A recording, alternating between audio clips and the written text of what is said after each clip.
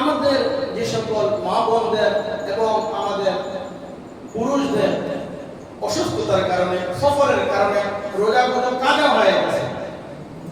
এই কাজা রোজাগুলো আমরা কতদিন পরে আমরা রাখবো?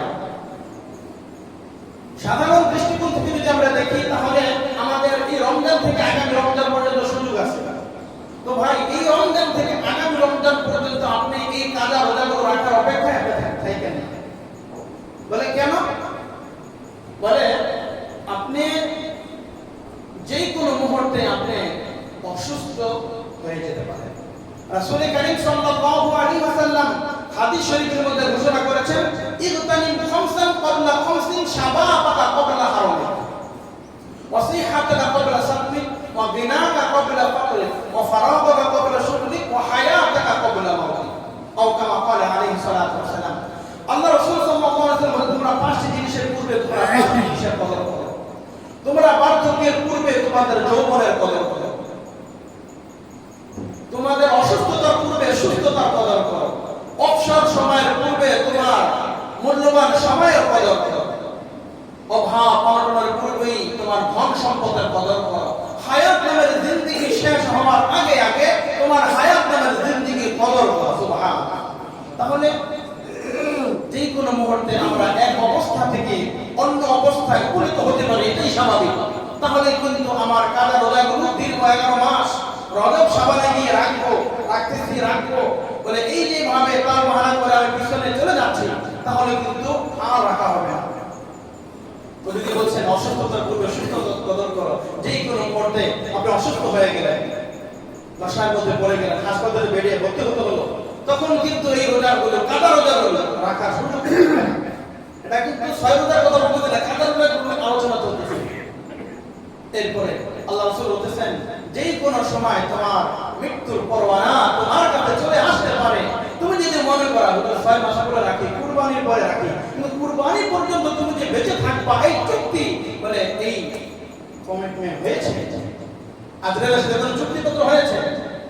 কোন চুক্তি মানে? তাহলে যে কোনো মুহূর্তেই আমরা দুনিয়া থেকে চলে যেতে পারি। এই জন্য আমাদের কাজা রোজাগুলো যদি কারো অসুস্থতার কারণে, মুসাফিরের কারণে যদি হয়ে থাকে, বিশেষ করে মা বোনরা যারা অসুস্থ ছিলেন, আপনাদের কাজা রোজাগুলো আপনারা অবশ্যই যত তাড়াতাড়ি পারেন আপনারা আদায় করে নেবেন। এরপরে আসেন যারা অফিস আদালতে চাকরি করে, এখন অনেক সময় বন্ধ থাকে বা যেই দিনগুলো আপনার অফিস না থাকে, ওই দিনগুলোতে কাজা রোজা রেখে দেন। এমন একটা সময় আসবে অনেক কর্মব্যস্ততা চলে আসবে, তখন দেখবেন এই কাজের মধ্যে কর্মব্যস্ততার কারণে অবসর সময়ের কদর করেন নাই, মূল্যায়ন করেন নাই, দিনগুলো চলে গেছে, রোজাগুলো রাখা হয়নি। কি ভাই, কথা ঠিক না? এই জন্য আল্লাহ রাসূল সাল্লাল্লাহু আলাইহি ওয়াসাল্লামের হাদিসের ভাষ্য অনুযায়ী যে যাদের রোজাগুলো কাজা হয়ে গিয়েছে, যদিও আমাদের দীর্ঘ 11 মাস পর্যন্ত আমরা একটা লম্বা সময় আমরা এই রোজাগুলো কাজা আদায় করার একটা অপশন আমাদের আছে, সময় সুযোগ আমাদের হাতে আছে, কিন্তু যত তাড়াতাড়ি পারি, যত দ্রুত পারি এই রোজাগুলো আমরা আদায় করব। অনেক মানুষের প্রশ্ন হলো, আমরা যেই রোজাগুলো কাজা হয়েছে এই রোজাগুলো এবং শাওয়ালের 6টি রোজা যদি আমরা একই নিয়তে যদি আমরা ধরেন কাজা রোজা রাখলাম, কাজা রোজার সাথে আমি নিয়ত করলাম যে আল্লাহ আমার রমজানের যে রোজাটা কাজা হয়েছে, ওই কাজা রোজার সাথে রমজানের যে শাওয়ালের যে 6 রোজা, ওই 6 রোজার একটা রোজার নিয়ত করলাম। ফুকাহায়ে কেরাম বলছেন যে না, এটা 6 রোজা এটা ভিন্ন, একটা আলাদা একটা পাঠ। আর আপনার যে কাজা হয়েছে, কাজাটা হলো ওয়াজিব।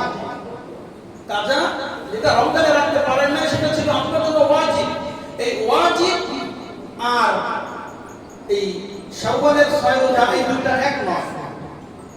বলে শাওয়ালের রোজা যে আমরা রাখবো, হুকুম কি? শাওয়াল মাসের 6 রোজা রাখার হুকুম কি? ওয়াজিব, ফরজ, সুন্নাত মুআক্কাদা, আলাদা কিফায়া না নফল? বলে এই 6 রোজার হুকুম হলো সুন্নাত মুআক্কাদা আলাদা কিফায়া। যদিও সুন্নাত মুআক্কাদা আলাদা কিফায়া হয়, কিন্তু এটার হুকুম হলো নফলের ক্ষেত্রে, নফল হিসাবে গণ্য হবে। কোন আল্লাহর বান্দা এই রোজাগুলো রেখেছে, সে তার প্রতিদান সওয়াব সে পাবে। আর যদি কেউ না রাখে, তাহলে সে গুনাহগার হবে না। এই 6 রোজার হুকুম হলো, যদিও সুন্নতে মুআক্কাদা, যেটা নফল হিসাবে বলে, এটা হুকুম হলো কেউ রাখলে 360 দিন রোজা রাখার প্রতিদান সওয়াব সে পাবে, এই প্রতিদান তাকে দেওয়া হবে। যে রাখে নাই তাকে আমরা গালিও দিতে পারবো না, বকাও দিতে পারবো না, ধমকও দিতে পারবো না, এবং সে গুনাহগার হবে। এটা একান্তই আপনার ব্যক্তিগত আমল, আপনি চাইলে করতে পারেন, না চাইলে না করতে পারেন। তবে মনে রাখতে হবে, বান্দা ফরজ ইবাদতের পরে আল্লাহ তাআলার নৈকট্যপ্রাপ্ত প্রিয় বান্দা হয় নফল ইবাদতের মাধ্যমে। ফরজ ইবাদতের পরে বান্দা আল্লাহর সবচেয়ে নৈকট্যপ্রাপ্ত প্রিয় মাহবুব বান্দা হিসেবে বিবেচিত হয়, আল্লাহর প্রিয় মাহবুব হয়ে যায় বলে এই নফল ইবাদতের মাধ্যমে, তাহাজ্জুদের মাধ্যমে, আওবিনের মাধ্যমে, ইশরাকের মাধ্যমে, তাসবিহ, তাহলিল, জিকির, আজকারের মাধ্যমে, বলে শেষ রাতে তাহাজ্জুদের মাধ্যমে আল্লাহ তাআলার কাছে বলে চোখের পানি ছাড়ে, ধরে কাঁদে, আর আল্লাহর প্রিয় মাহবুব বান্দা হিসেবে বলে বিবেচিত হয়। এই জন্য এটার হুকুম হলো এই, যদি কেউ রাখেন তাহলে অধিক পরিমাণে সওয়াব আপনাদের জন্য রয়েছে। তাহলে শাওয়াল মাসের রোজা, যে 6 রোজা, এটা শাওয়াল মাসেই রাখতে হবে, অন্য মাসে রাখলে চলবে না। যাদের কাজা রয়েছে, যদি পারেন, সম্ভব হয়, আগে কাজাগুলো আদায় করবেন, এরপরে শাওয়ালের রোজা রাখবেন।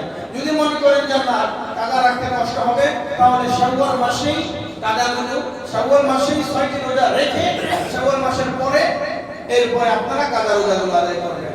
আর যাদের কাজা রোজাগুলো রয়েছে, এই রোজাগুলো আদায় করার ক্ষেত্রে দীর্ঘ সময় নেবেন না, যত তাড়াতাড়ি যত দ্রুত পারেন এই রোজাগুলো, ওয়াজিবগুলো আপনার উপর থেকে আপনি দায় মুক্ত হবেন।